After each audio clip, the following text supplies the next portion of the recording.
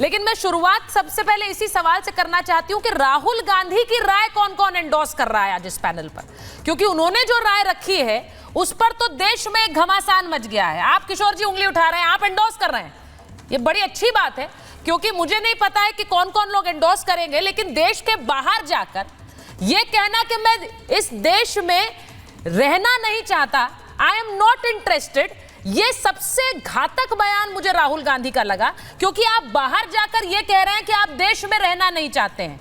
अब मुझे अजय आलोक जी ये बता दीजिए, एक लीडर ऑफ ऑपोजिशन है, किसी भी विदेश में किसी भी देश से कोई मंत्री, कोई व्यक्ति आएगा, कोई नेता आएगा, तो वो अपने देश के बारे में क्या कहेगा हमारे देश में आकर? क्या वो राहुल गांधी की बात से मैच खा रहा है, मेल खा रहा है?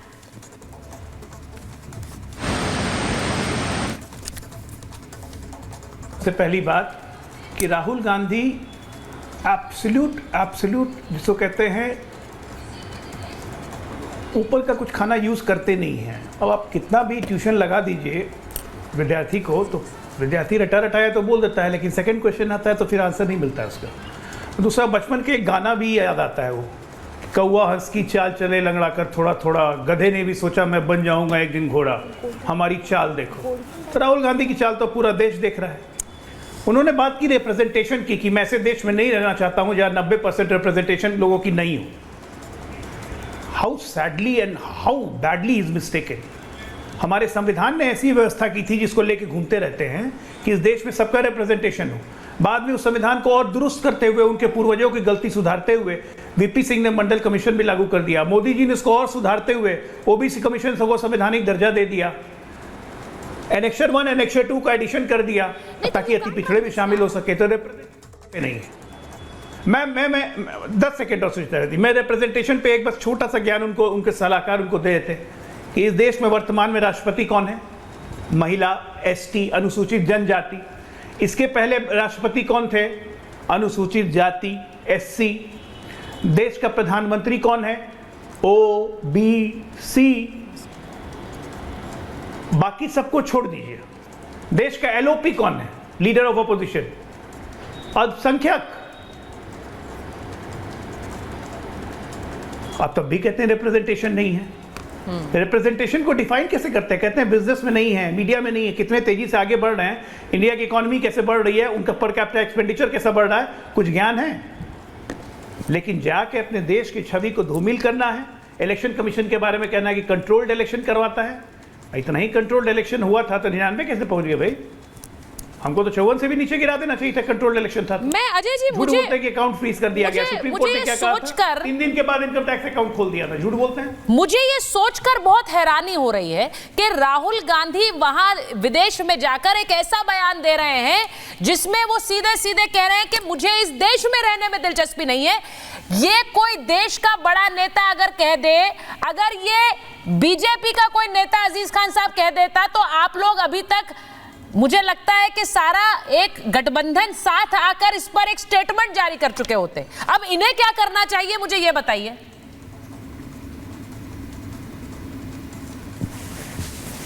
देखिए सुचरिता जी, जो आप स्टेटमेंट लगातार दिखा रही हैं, ये किस कंटेस्ट में है, इसका पूरा क्लिप क्या है, ये आपने नहीं दिखाया।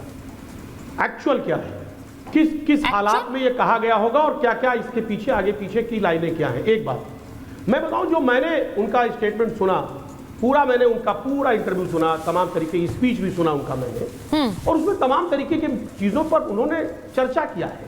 बहुत सारी चिंताएं व्यक्त की हैं जो इस देश से जुड़ी है, बड़ी बड़ी समस्याएं, उस पर भी चर्चा किया है। अब सवाल इस बात का है, जहां पर वो बैठे थे, जहां पर उन्होंने स्पीच दिया, वो कौन लोग थे, किनके बीच में चर्चा किया? वो अपने लोग थे, इंडिया के ही लोग थे, उनके बीच में उन्होंने इस बात को रखा। क्या बात रखेंगे? जाहिर सी बात है, जो समस्याएं हैं इस देश में, उसी पे तो चर्चा होगी। और किस पर चर्चा होगी? उन्होंने बहुत सारे मुद्दे रखी, बेरोजगारी पे बात रखी। आज बेरोजगारी की क्या स्थिति है आप देखिए, उसका आंकड़ा देख ले आप, क्या है आंकड़ा बेरोजगारी का।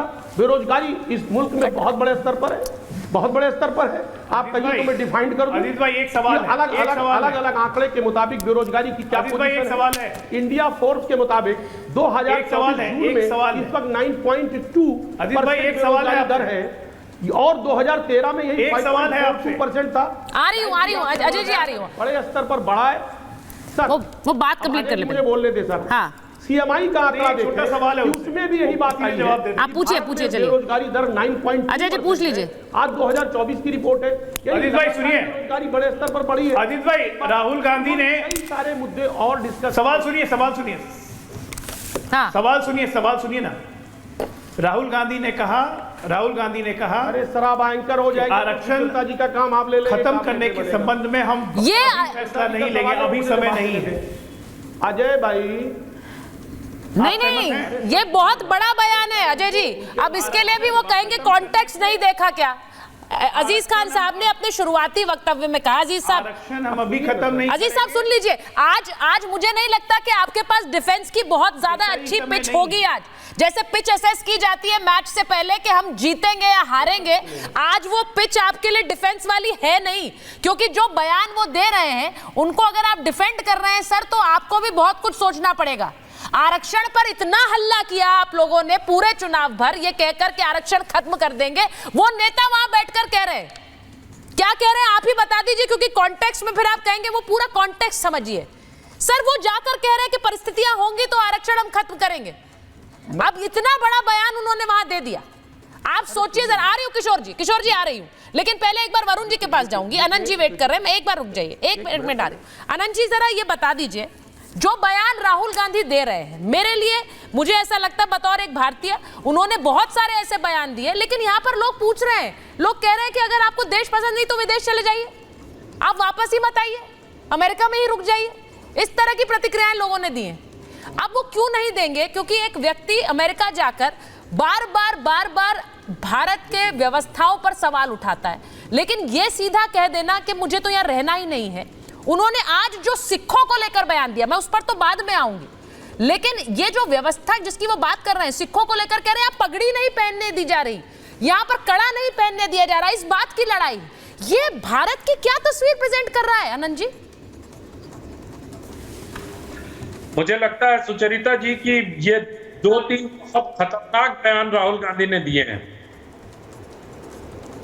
और राहुल गांधी के इन बयानों की जितनी भर्त्सना की जानी चाहिए उतनी की जानी चाहिए। और मुझे अच्छा लगा कि कांग्रेस के वरुण पुरोहित जब उन्होंने पहला प्रश्न उठाया तो उन्होंने उंगली नहीं उठाई, इसका मतलब राहुल जी के बयान पे ठोस नहीं।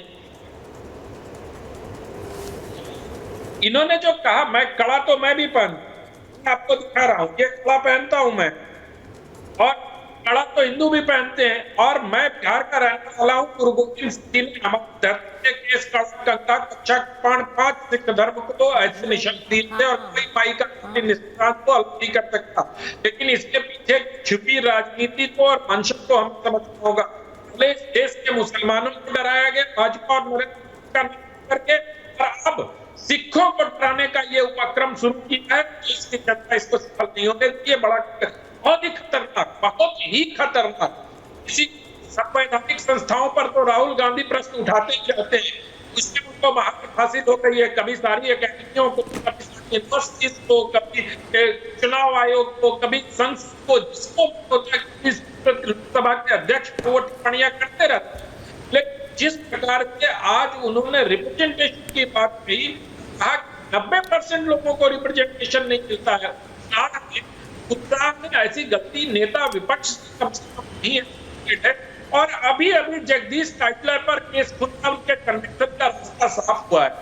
सरदारों को किसने क्या किया है ये सिख समुदाय पूरी अच्छे तरीके से जानती है, इसलिए बांटने की जो रणनीति है उसको कभी सफल नहीं होगी। सिखों की को लेकर एक जो सद्भाव का वातावरण था उसको जो बांटने का प्रयास होता है, ये बहुत ही मतलब एक बार फिर से आग में झोंकने का प्रयास जैसा है।